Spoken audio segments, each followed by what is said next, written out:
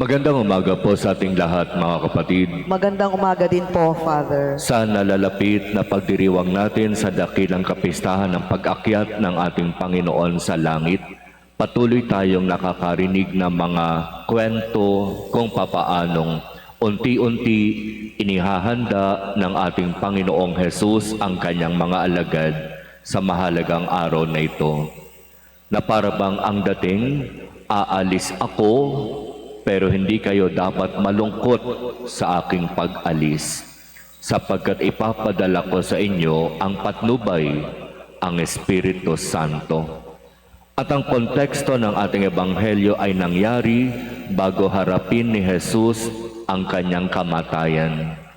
Kaya nga sinasabi niya sa mga alagad, sinasabi ko sa inyo, magdadalamhati kayo, tatangis kayo, ngunit ang lahat ng ito, kapag dumating ang takdang oras, ay mapapalitan ng kagalakan. At ibinigay na halimbawa ang karanasan ng isang nanay. Kapag ang nanay ay malapit ng manganak, alam na alam ninyo po iyon, mga ina, kung ano yung hirap, kung ano yung tensyon, kung ano yung parabang nararamdaman kapag nandyan na yung panahon ng pagle-labor.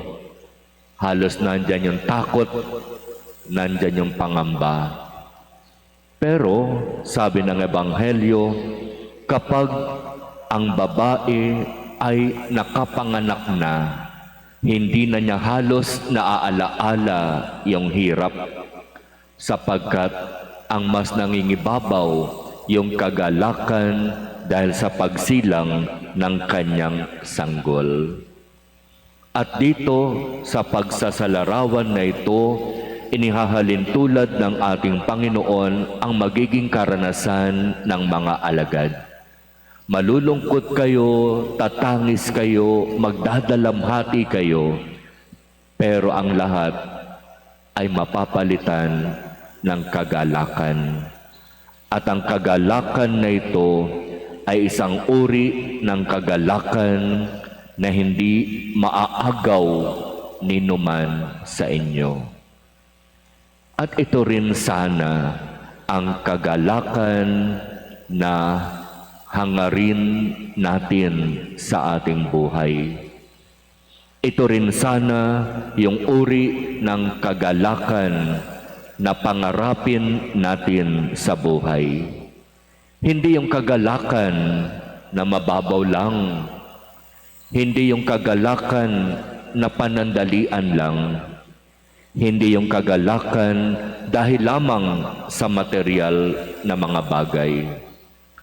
Ang hingin natin sa Diyos na biyaya ay ang maranasan natin ang kagalakan dahil sa Kanya, na kahit dumaranas ng matinding pag-uusig o pagsubok o pagtuligsa, dahil ang lahat ay ginagawa para kay Jesus at patungo kay Jesus, okay lang na mahirapan, sapagkat naniniwala naman ako, hindi magtatapos sa hirap at kamatayan ang lahat. Bagkus, ipagkakaloob ng Diyos ang biyaya, ang tagumpay, ang buhay na walang hanggan.